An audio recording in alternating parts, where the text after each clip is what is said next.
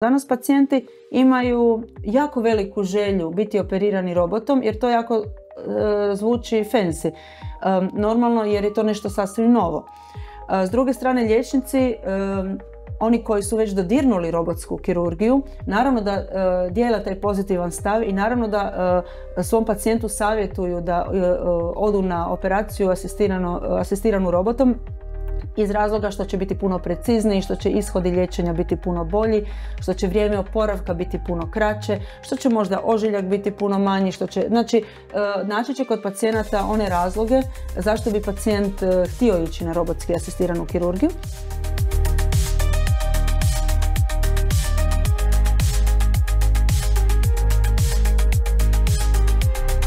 Dobar dan, ja sam Mladen Kovaček i ovo je naš prvi podcast Future is Now. Inače se bavim organizacijom konferencija Future is Now koje se bave temama prvenstveno inovacija u zdravstvu, ali i u drugim područjima kao što je umjetna inteligencija.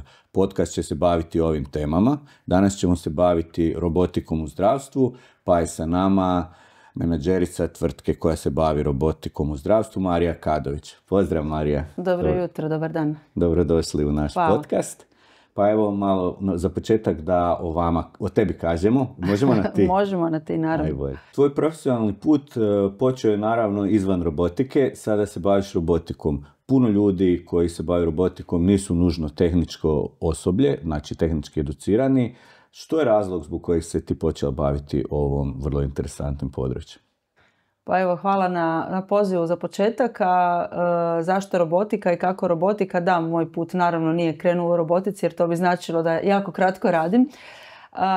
Ali moj put je krenuo zapravo puno godina prije, ali definitivno je vezan za zdravstveni sustav, za poboljšanje stanja pacijenta, odnosno moja vizija, cjeloživotna vizija i je usmjerena pacijentskom boljitku i unapređenju zdravstvenog sustava u svakom pogledu. U jednom trenutku promišljanja o karijeri trebala je neka promjena, a kako je to pisac Paulo Coelho jednom lijepo napisao, kad tražiš promjenu onda se i svemir uroti da ti pomogne. U jednom času se stvorila robotika sama ispred mene jer je robotika u tom času ulazila u Republiku Hrvatsku, a to pričamo o vremenu prije nešto manje od godinu i pol. I evo, spojili smo se i taj ulazak robotike i moja želja za promjenom i sad smo najbolji prijatelji, što se kaže. Uglavnom, ono što je bit svake te promjene, a pogotovo u robotici, vizija, ekstremna snaga i želja za promjenom zdravstvenog sustava. Odnosno da svaki pacijent, u ovom slučaju našoj državi, zaista dobije priliku za najmoderniju i najsuvremeniju mogućnost liječenja. Čuli smo da si imala dugačku i bogatu karijeru i sigurno si imala nekih vrlo zanimljivih momenata u toj karijeri. Pa daj podijeli sa našom publikom neki interesantni. Pa da, evo, mislim, puno je projekata bilo u zadnjih 27 godina koliko radim. Puno projekata koji zapravo su bili neki manji, neki veći, ali bez obzira na veličinu projekta, neki projekti zaista te izgrade u pozitivnom ili negativnom smislu. Neki veliki projekti te nekad i ne dotaknu, a dok neki mali i neke male situacije ti obilježe život i guraju te dalje u nekom smjeru koji si htio ili možda nisi htio, ali ti je predodijeljen svemirom, što se kaže. Mislim, mogu nabrojati niz projekata velikih koje sam radila u životu, ali baš sam nekako razmišljala koji su to projekti mene gurali dalje u ovom nekom kolosijeku i zbog kojeg sam danas ovdje. 99. početak 99. godine jedna strašna reanimacija jednog mladog čovjeka koji je na teniskom terenu ušao u arest. 80 minuta sam ga reanimirala sa svojim timom u bolnici, uspješno, čovjek je danas živ. Onda je došla 2007. Moj tim prvi bubreg transplantira, ulazimo u Eurotransplant, prvi bubreg u KB Merkur se transplantira. Mi smo sretni, to je naš bio nevjerojatan uspjeh. 2011. kako se već onda jako aktivno bavim sustavom kvalitete, uvodimo prvi sustav kvalitete, certificiramo bolnicu, uvodimo akreditacijske standarde. Na čelu sam tima velikih promjena u kvaliteti na svim nivoima u državi, prekrasan osjećaj, a opet s druge strane jako velika odgovornost. Prvi KPI izlaze van, prvi indikatori kvalitete u Hrvatskoj. Mijenjamo te stvari u BIS-u, znači stvarno jedan veliki poduhvat. 2015. otvaramo transplantacijski centar. Napokon po prvi puta naši pacijenti transplantirani imaju to dostojanstvo, imaju prekrasan odjel, prekrasan prostor gdje će se liječiti, gdje će se oporavljati. Naši liječnici motivirani nastaviti dalje. 2020. otvaramo Baxter dijalizu u jednoj bolnici u Hrvatskoj u kojoj je točno 20 godina prije otvaranja te dijalize umrlo 13 pacijenata u jednu noć od iste one Baxter afere, ako se sjećaš, 2000. godine. Dakle, taj ponos, taj projekt, ta ljepota gdje su liječnici shvatili da zapravo novi tretmani, nove metode liječenja će biti odlične za njihove pacijente, unatoč tom nesretnom imenu koje se provlačilo u aferi i zbog koje su umrli toliki pacijenti. 2024. nam dolazi prve instalacije Da Vinci robotskog sustava u privatnoj, u javnoj bolnici. 2025. nam dolazi nastupno moje docentsko predavanje i tako dalje. Znači, ekstremno puno projekata u životu. Neki, kažem, veći, neki manji, ali svi oni utječu na rast i razvoj osobe i ne samo profesionalno, nego naravno i privatno, i na razvoj menadžera, odnosno lidera, što je u konačnici je cilj, odnosno i je početak i baza zašto sam pristala raditi ovaj posao koji je ekstremno težak, jer se zapravo kreće ne od nule, nego, što kažem ja, od -10 u Hrvatskoj. Evo, već smo se dotakli robotike nakon nekog kraćeg upoznavanja. Pa kako je tvoje viđenje uopće, robotika je definitivno game changer u medicini, i što se sad momentalno dešava u primjeni robota u medicini? Pa robotika je game changer, iako robotika u zdravstvu je nešto o čemu pričamo zadnjih 20 godina. Robotika nije jučer došla na scenu. U Hrvatskoj načelno i je, ali u svijetu definitivno razvoj zdravstvenih sustava je već toliko prilagođen razvoju robotike i obrnuto, da zapravo taj game changer se dogodio već puno prije. Koja je ideja zapravo cijelog uvođenja robotske, ja mogu pričati o robotski asistiranoj kirurgiji, ne mogu pričati o možda nekim drugim vrstama robotike, ali evo, živimo u svijetu gdje sve se robotizira, pa je tako i medicina, naravno. Što je ključno? Ključna je promjena. Jedan američki biznismen je davno rekao onu poznatu izjavu: ako želimo promjenu, ne možemo ostati ono što jesmo. To je ključ. Mi zapravo moramo biti otvoreni u toj želji za promjenom kompletnog zdravstvenog sustava, promjenom rada liječnika, kompletnog data science, znači kompletno prikupljanja podataka, analize podataka i spremnosti objave podataka. Robotika zapravo, kad kažemo da je game changer, ona je game changer kompletnih zdravstvenih sustava. Robotika ide nevjerojatnom brzinom i sigurno mi ni ne znamo koje su mogućnosti, pogotovo od kad je umjetna inteligencija integrirana u već sve više i više robotskih sustava. Definitivno ono što nas čeka u nekom vrlo kratkom vremenu je uz umjetnu inteligenciju, znači razvoj teleproktoringa, 3D modelinga za mnoge dijagnoze, pa tako i za dijelove operacija, advansna tehnologija instrumenata koja doseže nevjerojatne mogućnosti da se kompletna, recimo, laparoskopija jednog dana izbaci iz potrebe, odnosno da se ne radi više laparoskopija za vrijeme robotske kirurgije, robotske operacije. Dakle, umjetnom inteligencijom će se dobiti još puno veći dijapazon mogućnosti robotike kojih možda evo trenutno nismo niti svjesni. Ali bez one bazične promjene zdravstvenih sustava i što ja kažem glava zdravstvenih sustava zapravo puno se ne može napraviti. Točno, uglavnom svašta se dešava, kao što smo čuli. Sigurno ima puno izazova. O da. Neke si evo donekle spomenula, pa možemo malo sad o izazovima. Pa izazovi, ako gledamo lokalni izazovi, s obzirom da smo mi, Hrvatska je zapravo jedna od posljednjih zemalja u Europi koja uvodi robotiku, puno izazova je već, puno tople vode je otkriveno u mnogim zemljama, tako da mi uvijek svi mislimo da je svugdje sve otkriveno, ali naša zemlja je nešto specifična. Nije. Događaju nam se izazovi kakvi su se događali u drugim zemljama. Ono što je najveći izazov trenutno u Hrvatskoj je definitivno traženje stvarnih šampiona u kirurgiji, odnosno stvarnih liječnika, odnosno ajmo reći djelatnosti koji vjeruju u razvoj robotike i onih ljudi koji će biti stručni lideri u razvoju robotike. Znači, tu ne pričamo o pomodarstvu, ne pričamo o političkim odlukama, nego stvarnoj struci koja vjeruje u benefite robotske kirurgije. Znači, onim liječnicima koji ulažu u tu preciznost, koji ulažu u kvalitetu liječenja svojih bolesnika, kojima su ishodi liječenja bolesnika ekstremno bitni, a s druge strane u tome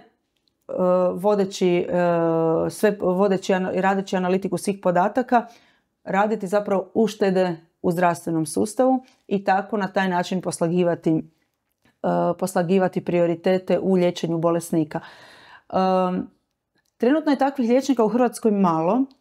Ja nikoga ne krivim, normalno, jer oni se tek sad suočavaju sa nečim novim, ali je prekrasno gledati nekolicina liječnika s kojima već radimo ili s kojima ćemo raditi, koliku strast imaju u razvoju nečeg takvoga.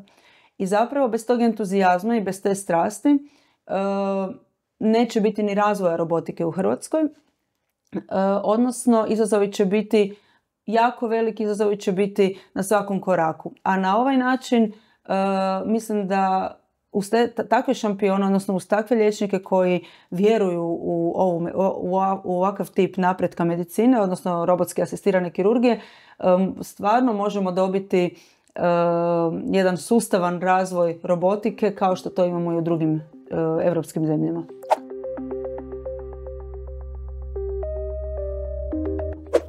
Evo, htio bih se i tu nadovezati, kod svake inovacije imamo obično lidere, o kojem si ti upravo pričala, onda imamo sljedeći val ljudi, takozvani fast followere, koji adaptiraju tu tehnologiju. Kako vidiš taj dio, koliko će se to biti brzo, ajmo reći, nađeni ti ljudi, a i koji će se adaptirati, koji će imati ovakvu želju kao i sadašnji lideri, i kako generalno vidiš odnos struke, medicinske zdravstvene struke prema robotici? Okrenut ću pitanje, znači odnos struke je vrlo pozitivan.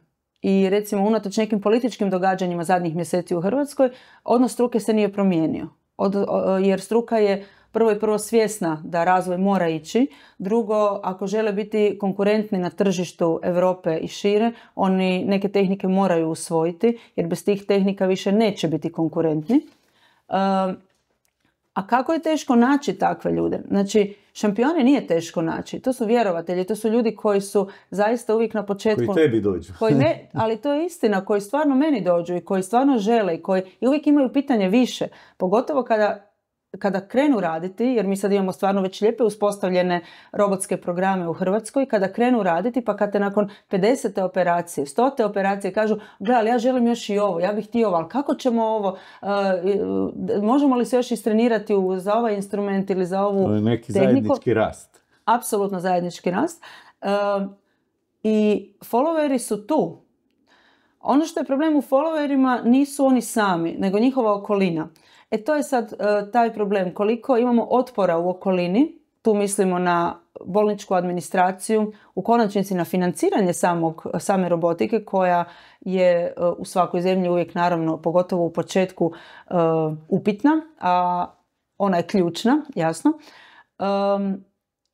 I ti ljudi zapravo žele imati čistu situaciju pred sobom, znati da su podržani od svojih, recimo, voditelja, da mogu raditi nešto što će donijeti uštedu, na primjer u konačnici uštedu u zdravstvu, onda će oni biti followeri. Onda će oni, kada budu imali tu sigurnost, zaista krenuti punom parom.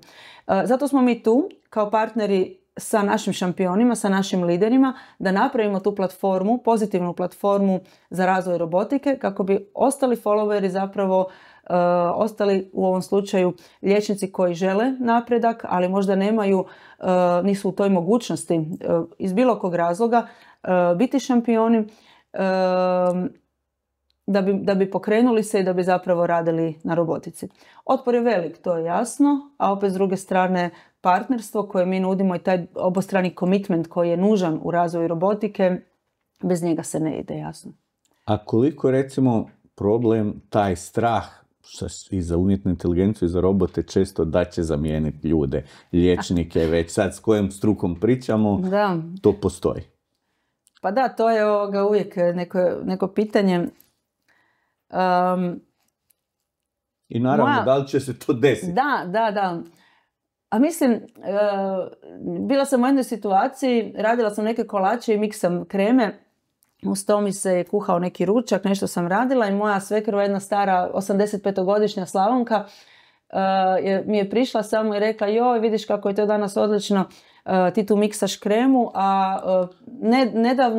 nedugo je bila situacija, smo mi rukom mutili kreme, jedan kolač se radio cijeli dan.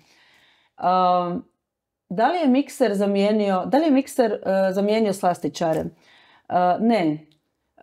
Olakšao nam je stvari, ali danas imamo puno veći dijapazon recepata, možemo raditi 3 stvari istovremeno, možemo se fokusirati na kvalitetu nekog recepta, na ukrašavanje, na bolju, čvršću kremu itd. Što želim time reći? Mi bez tehnologije više ne možemo. I onaj ko danas ne prigrli tehnologiju, zapravo sam sebe uništava. Niko neće nikoga zamijeniti u smislu kompletne zamjene uloga. Mi smo sami kreatori toga koliko će nas neko zamijeniti ili neće, sukladno onome što ulažemo u sebe. S druge strane, danas što čitamo u znanstvenim člancima, slušamo u medijima, manjak zdravstvenog osoblja svugdje u svijetu. U Hrvatskoj ne može se raditi ta procedura jer nema dovoljno sestara ili liječnika u sali ili u bolnici. Na natječaju se tražilo 60 sestara, javile su se 3. U Engleskoj egzodu sestara. Dakle, svugdje to slušamo. Zašto onda bježimo od tehnologije koja nam u konačnici unapređuje rad na takav način da nam ne treba više toliko ljudske snage, čak ni pomoćne ljudske snage, znači ne samo voditelja liječnika, nego svih ostalih sudionika neke procedure, ako nam tehnologija u tome može pomoći. Opet kažem, ne bojim se zamjene i mislim da, neslučajne su mogućnosti umjetne inteligencije, ne znamo šta će biti za 100 godina, ali ne bojim se zamjene, ali se bojim toga da ljudi, pogotovo u Hrvatskoj, nisu spremni prigrliti tehnologiju da sebi olakšaju život. I da nam pomogne oko svih ovih nedostataka. Apsolutno, u principu da. Svaka tehnologija i umjetna inteligencija i robotika mogu pomoći oko nedostataka i sestara i zdravstvenog liječnika. Da, pa znaš šta, čak i jedna od marketinških poruka u razvoju robotike je da i prosječan liječnik može postati dobar kirurg. To može zvučati dvojako u smislu toga, od sutra ste svi odlični, ali s druge strane, ono što se promovira je da, s obzirom na manjak kadra, da ulaganje u robotiku može zaista svakoga koji je dovoljno dediciran, koji je dovoljno jasan u nekim svojim nastojanjima i zna koji mu je cilj, zaista može dovesti tehnikom i vjerovanjem u proces rada s robotom, može ga dovesti do neslučajnih visina u smislu kvalitete operiranja. I to je ta ljepota tehnologije. I da, i s tim mikserom svako može napraviti odličnu kremu. I to je ljepota zapravo tehnologije, da se svi nekako da se svi nekako prilagodimo tom napretku i da ga ne odbijamo. Odbijanje je zapravo naš najgori neprijatelj. A možda i upotreba robota može skratiti tu, što kaže, learning curve, liniju učenja, odnosno krivulju učenja, pa da nekog kirurga na nekom vrhunskom nivou možemo možda dobiti i ranije. Apsolutno. I recimo u razvoju baš evo naših robotskih sustava, taj čvrsti ekosustav, odnosno razvoj proktora od liječnika koji su dokazani šampioni, je nevjerojatno brz. Jer oni liječnici koji su ekstremno talentirani, kojima još dodatna edukacija, odnosno dodatni treninzi pomažu, zaista se od njih očekuje da prenose znanje vrlo brzo dalje. I to je jačina tog ekosustava, da danas svaki liječnik koji, nije bitno u kojoj državi, nije bitno da li već imamo razvijenog, ne znam, proktora možda u Mađarskoj ili u Rumunjskoj, mi ga možemo razviti u Hrvatskoj za naše potrebe i to je ključna priča da se zapravo učvršćuje ekosustav razvoja i učenja u robotici. Learning curve apsolutno se skraćuje i često je bila isto jedna, ajmo reći, definicija razvoja robotike, odnosno robotske kirurgije za one liječnike koji su laparoskopičari da unaprijede na primjer svoju tehniku. Liječnici koji se bave isključivo otvorenom kirurgijom i nisu toliko zadrli u laparoskopiju, mogu biti jednako dobri robotski kirurzi. Dakle, vjerovanjem u proces i stvarno tim komitmentom da će raditi sukladno robotskim tehnikama, bez problema mogu biti odlični robotičari i bez velikog znanja laparoskopije. Pa to je sigurno veliki benefit i za liječnike, i za sustav, i za pacijente, što je najbitnije.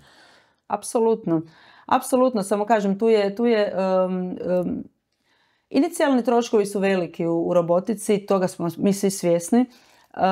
Ključ nije samo odraditi operaciju i reći ok, robotika je sada evo nešto što je novo, mi smo sad svi se naučili, radimo i mi smo to napravili, tako je. Upravo je taj, što sam rekla, mjerenje, objava podataka koje dobijemo, znači robot sve mjeri. Određeni indikatori kvalitete koji se odrede da želimo ih smanjiti, tipa, ne znam, duljina ležanja bolesnika, krvarenja, reoperacije, readmissiona općenito, znači ako se odlučimo mjeriti neki od tih indikatora kvalitete koji nam je jako bitan kao bolnici, kao liječniku, kao odjelu, kao djelatnosti, vrlo brzo ta investicija će biti vraćena. U naprednim zdravstvenim sustavima to je drive. Mi moramo prvo napraviti strategiju razvoja robotike na nivou Republike Hrvatske da bi vidjeli u konačnici što je cilj. Naravno da je cilj uvijek onaj glavni, uvijek se kaže poboljšani ishodi liječenja bolesnika, ali što to zapravo znači u brojkama i što to zapravo znači u produljenju života bolesnika, bržem povratku na posao i mnogim drugim indikatorima koje želimo zapravo postići. Jasno, i za svakog pacijenta koji je bio na toj operaciji, koliko će njemu biti sve o čem si pričala, kraće, bolje i super. Puno smo sad prešli toga šta se zbiva, kud ide šta. Ima sigurno, a i ti si već dovoljno dugo u takvoj jednoj brzo mijenjajućem okruženju uvođenja robotike. Što je nešto što bi baš u robotici izdvojila kao neku interesantnu priču u storiji koja bi bila interesantna našim gledateljima? Pa uvijek su te priče, naše lokalne priče, naravno, smiješne i zabavne dugo nakon što se dogode, ali kad se događaju onda su dosta frustrirajuće. Dakle, uvođenje nečeg kompletno novoga u zdravstveni sustav je ekstremno teško i kažem, onaj tko nema dovoljno volje sa obje strane, ne mislim samo mi koji smo recimo sad u kompaniji, nego i sa druge strane, znači upravo ti liječnici koji su dali taj svoj commitment, idemo u tu priču, zapravo događaju se, toliko se stvari sitnih događa tim putem da tek poslije možemo reći koliko je to bilo smiješno.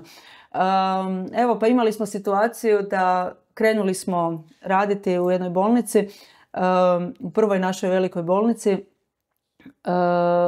operacije i uglavnom nekako smo se zadali da ćemo u prva 3 mjeseca odraditi 100 operacija.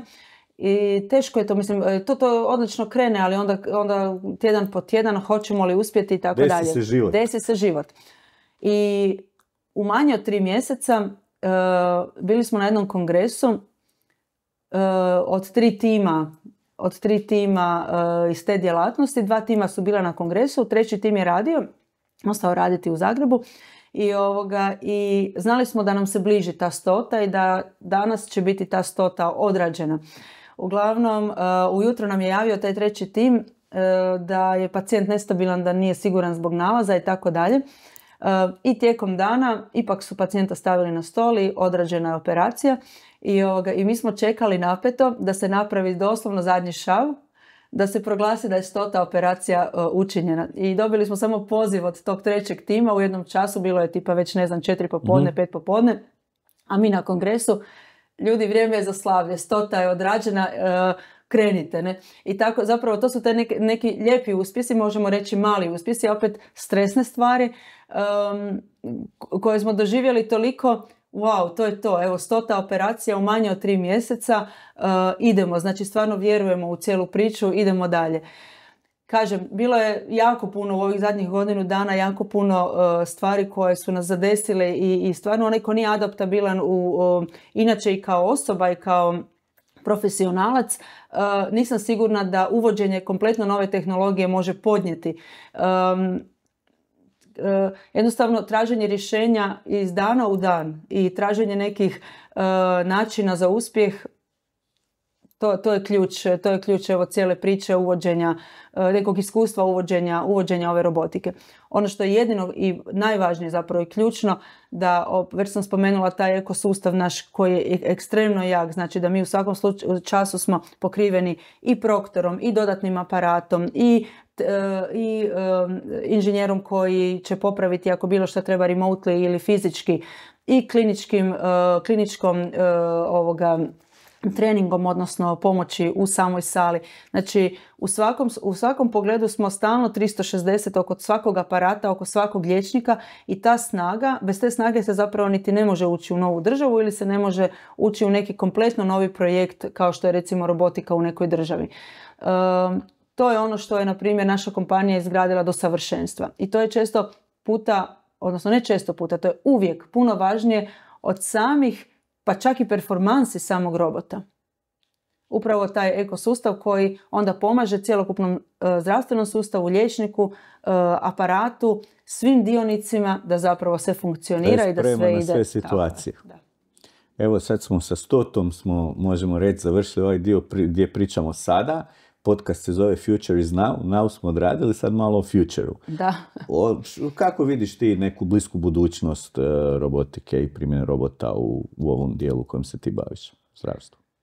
Pa definitivno, evo što sam već spomenula, umjetna inteligencija će odraditi svoje i na globalnoj razini napredak je sve brži, galopirajući, sve brže i brže će ići. Ono što je definitivno činjenica sada već da puno drugih kompanija razvija robotske sustave koji su sve zreliji i zreliji i koji će možda preskočiti neke razvojne faze koje smo mi recimo u razvoju našeg robota imali. I samim time će možda kroz godinu, 2, 3 dana već biti u nekoj laganoj prednosti u samom tom razvoju. Dakle, odustajanja nema i sigurno će se razvijati kroz umjetnu inteligenciju nove mogućnosti. Kao što sam već malo prije rekla, i personalizirani pristup svakom bolesniku nakon što se nakon što se nakon dijagnostike sam robot će moći kroz umjetnu inteligenciju personalizirati pristup svakom liječniku u liječenju bolesnika, moći će pomoći liječniku u poboljšanju njegovih tehnika, znači da svaki puta kada operira upotrijebi neke bolje tehnike, da ne pogriješi kao što je pogriješio zadnji puta, od 3D modelinga koji je ekstremno bitan, pogotovo u torakalnoj kirurgiji. Znači stvarno će, sve to pričamo o vrlo, vrlo skoroj budućnosti. Što nas čeka u nekoj dalekoj budućnosti ovisit će o razvoju zdravstvenih sustava. Da li će zdravstveni sustavi definitivno prigrliti konačne uštede i boljitak bolesnika ili će robotika ostati samo neko pomodarstvo, eto svi imaju pa idemo i mi. To se posebno odnosi lokalno na našu zemlju, gdje, kažem, mi smo na jednom stvarnom početku, gdje se sama zdravstvena politika mora odlučiti da li je to nešto što je benefit za naše zdravstvo i da li ćemo napraviti jednu dobru i kvalitetnu strategiju razvoja robotski asistirane kirurgije, gdje ćemo onda imati centre izvrsnosti, gdje ćemo vidjeti u kojim bolnicama se koliko radi, imamo li dovoljno pacijenata za pravilan razvoj robotike, koji će centri ostati za otvorenu laparoskopsku kirurgiju, koji će centri raditi isključivo robotsku kirurgiju i tako dalje. Znači, zdravstveni sustav se zapravo mora jako, jako promijeniti i prilagoditi ako želimo razvoj te robotike.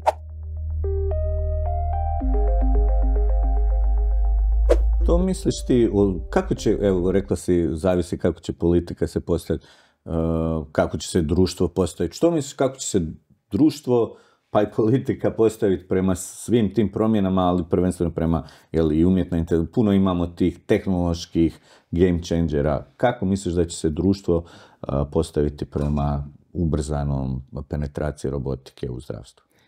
Pa znaš što, to opet ovisi jako o nama svima koji smo dionici upravo tih inovacija. Koliko ćemo mi biti spremni penetrirati u samo društvo. Dakle, tu su nekako, ja uvijek kažem, tri razine otpora, odnosno s druge strane razmišljanja te pozitive koja nas, ja sam uvijek zapravo pozitivac, ali otpor je nešto što je naturalno. Otpor se uvijek stvara. Čim je nešto novo, ja neću to. Ali s druge strane mi smo tu oni koji smo graditelji pozitivnog stava.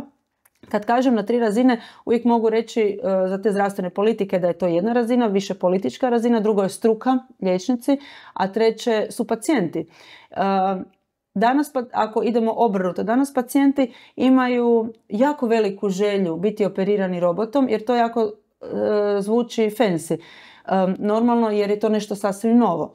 S druge strane, liječnici, oni koji su već dodirnuli robotsku kirurgiju, naravno da dijele taj pozitivan stav i naravno da svom pacijentu savjetuju da odu na operaciju asistiranu robotom, iz razloga što će biti puno precizniji, što će ishodi liječenja biti puno bolji, što će vrijeme oporavka biti puno kraće, što će možda ožiljak biti puno manji, znači naći će kod pacijenata one razloge zašto bi pacijent htio ići na robotski asistiranu kirurgiju, ali istovremeno u istom tom pulu liječnika imam one koji nisu dodirnuli robotsku kirurgiju i koji bi jako htjeli dodirnuti robotsku kirurgiju i to im trenutno još nije dostupno i koji ne mogu svoje pacijente poslati na najbolju i najkvalitetniji način liječenja, nego će odabrati otvorenu ili laparoskopsku kirurgiju i ne mogu biti trenutno promicatelji pozitivnog stava jer to još nisu doživjeli. I upravo sva ta promišljanja idu prema gore, odnosno prema toj političkoj odluci u kojem ćemo mi smjeru ići. Znači, koliko ćemo biti jaki u osnaživanju liječnika, njihovom povezivanju sa drugim stručnjacima u svijetu koji to rade već dugi niz godina, koliko ćemo naći one ishode, odnosno one benefite koji su ključni našim liječnicima, odnosno razvoju našeg zdravstvenog sustava i s druge strane koliko će se raditi s pacijentima, s pacijentskim asocijacijama, sa preventivnom medicinom, znači promicanjem, koliko imamo kampanja ranog otkrivanja raka pluća, prostate i tako dalje. Sve su to kampanje koje zapravo od kojih kreće, to je onaj fundament od kojeg kreće zapravo i u konačnici razvoj robotike. što budemo aktivniji, što se taj kompletni mindset bude mijenjao, tako će i zdravstvene politike, znači na samom vrhu, polako mijenjati svoja mišljenja. Možda sam ja prepozitivna u cijeloj toj priči, ali mislim da zapravo nisam, jer mislim da je to neki must koji će se zaista dogoditi. Znamo da se zdravstvene politike najsporije mijenjaju, ali s druge strane kad se jednom promijene, onda nema kraja. Zato smo te i pozvali da taj pozitivni svoj stav preneseš na našim gledateljima i da u svakom slučaju i zdravstveni radnici, ali i pacijenti dobiju neke ideje, malo bolju informaciju šta to znači robotika, šta donosi, koji su izazovi, koji su najviše, koji su koristi. Svako naravno to najviše gleda. U redu, nekako idemo prema kraju emisije. Evo ti sad na osnovu svoje bogate karijere i ovog dijela koji se baviš robotikom. Koja je tvoja poruka za druge ljude koji se žele baviti time? Ne samo liječnike, nego možda i na bilo koji način koji se žele baviti robotikom. Koja je moja poruka? Pa prvo, ključno je, bez obzira o kojoj strani govorimo, evo što si sam napomenuo, da li su to liječnici koji će, odnosno zdravstveno osoblje koji će s jedne strane biti dionici te robotike, ili ako neko želi raditi u medtech industriji pa se želi baviti razvojem robotike s druge strane u bilo kom pogledu. Ono što sam ja uvijek razmišljala i što definitivno nakon svih ovih godina provedenih i sa jedne i sa druge strane, znači i sa strane zdravstvenog djelatnika i sa strane medtech industrije, mogu reći da svako ko se želi baviti bilo čime treba svaki čovjek koji želi raditi u medtech industriji na neki način treba dotaknuti zdravstveni sustav prije toga. Svaki zdravstveni djelatnik bi trebao dotaknuti medtech industriju. Znači ući u cipele jedni drugih kako bi kako bi doživio puno veće razumijevanje onoga što drugi radi i kako bi taj commitment, odnosno taj partnership bio puno jači. Znači u robotici se ne smije dogoditi, ne smije se razvijati onaj osjećaj, niko ne smije imati onaj osjećaj, oni su kompanija, mi od njih sve možemo dobiti i oni su tu samo da prodaju aparat, a kompanija ne smije imati osjećaj, oni su tu zdravstveni djelatnici, mi smo ovdje da im nešto prodamo i to je to. Znači robotika je jedan rast zajednički gdje nema tko je kriv, ko nije kriv, ko je odgovoran, ko nije odgovoran. Znači i jedna i druga strana moraju biti na istoj razini.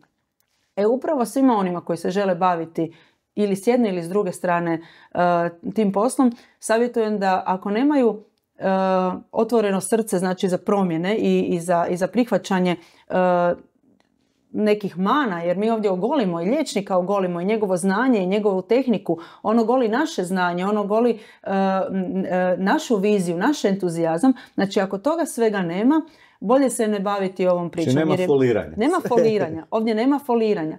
Ovdje nema foliranja ni na puno većoj razini. Jer ako vidimo da u bolnici nema dovoljno kejsova, ako vidimo da neki liječnik ne radi onoliko koliko bi trebao raditi da mu ostanu osnovne vještine za rad robotske kirurgije, znači da se odradi 30-50 operacija godišnje, ako nema tog broja pacijenata, onda je upitno da li je ta bolnica, da li je taj liječnik uopće kandidat za razvoj robotske kirurgije. Znači, osim što se ogoli cjelokupan taj rad i znanje, ogoli se zdravstveni sustav i zato kažem da je robotika zapravo najbolji, evo, iz mog iskustva, najbolji način poslagivanja zdravstvenog sustava. Jer se točno vidi tko gdje i što radi.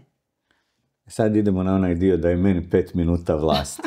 Da ti možeš utjecati, što bi promijenila u zdravstvenom sustavu kako bi robotika brže prodirala i davala što već koristi i pacijentima i sustavu i liječnicima. Da je meni 5 minuta vlasti, odnosno efikasne vlasti, definitivno bi radila na potpunoj integraciji digitalnih podataka pacijenata i zapravo je to ključ razvoja u današnje vrijeme, u modernom vremenu razvoja zdravstvenih sustava, da se svi podaci bolesnika, odnosno zdravstvenog sustava, od dijagnostike, od suradnje svih zdravstvenih ustanova, od personaliziranih mogućnosti liječenja kasnije, od svih podataka koje nam medicinska tehnologija daje, koju izvlačimo i ona nije danas ujedinjena, da se zapravo potpuno integrira. Time bi dobili jedan nevjerojatno veliki pul podataka koji bi napokon bio kvalitetno upotrebljiv. U smjeru robotike, u smjeru razvoja drugih medicinskih tehnologija, odnosno dijagnostičko-terapijskih postupaka i u konačnici praćenja tih bolesnika kroz godine i ono o čemu mi svi sanjamo, osnivanja mnogih registara.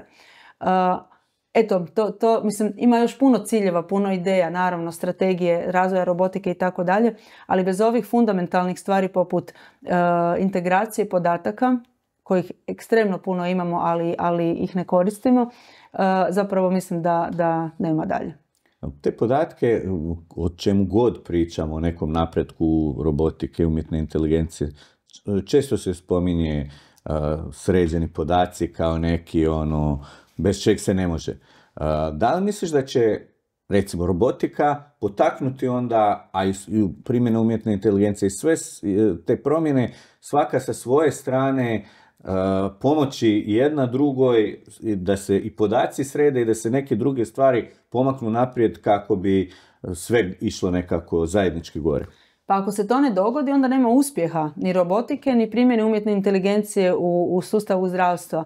Jer mi moramo usred noći znati koliko nam je cijena jednog zahvata, otvorene laparoskopske ili robotske kirurgije u svakom njegovom detalju, uključujući plaće, uključujući neke amortizacije ili nije bitno što. Znači, mi moramo znati koliko nam je, vrijeme trajanja oporavka bolesnika nakon te i te operacije, kada će se on vratiti na posao, koliko nas košta ako je on 2 tjedna duže, ako mu se stvori infekcija itd. Znači, ako se to ne dogodi, dogodi znači suprotno, da nama robotika i kompletno umjetna inteligencija u cijeloj toj priči, ali ako sad pričamo o robotici, ne promijeni sve kako smo do sada radili u zdravstvenom sustavu, mi zapravo nismo napravili ništa. I zato kažem da je razvoj robotike puno više od treninga, puno više od naučiti to kako ćemo operirati. Naravno, mi za to imamo stručnjake, oni će tu biti najbolji, oni će to odraditi.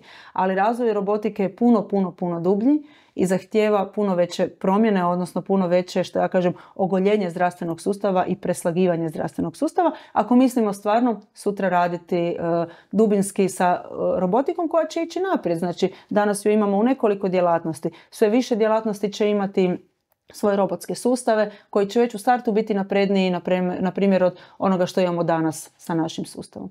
Tako da ne samo da trebamo biti spremni na ono što je sada došlo i polako se spremati za razvoj robotike koja je sada došla, nego trebamo napraviti onu predikciju, odnosno moramo već unaprijed biti spremni za novotarije koje će nam doći doslovno u godinu dana. Mi u godinu dana ćemo imati već, samo evo ja gledam s našim robotom, toliko AI inovacija, a kamoli onda ne sa drugim i robotima iz drugih djelatnosti. Evo, završit ćemo onda sa ovim Future is now razgovorom. Future je definitivno now što se tiče robotike i Hrvatska se mora probuditi u tom smislu, definitivno. I bit će zanimljivo zapravo promatrati idući period i s jedne strane u razvoju samog aparata i samog programa, a s druge strane u razvoju robotike u Hrvatskoj. Ne? Hvala ti, Marija, na ovom zanimljivom razgovoru. Bila je ovo Marija Kadović, menadžerica koja se bavi robotikom u zdravstvu. A ako vas zanimaju ove teme, osim na našim podcastima koje ćemo nastaviti snimati, možete ih dobiti na našim konferencijama Future is Now, o kojima možete više saznati na linku koji se nalazi ispod.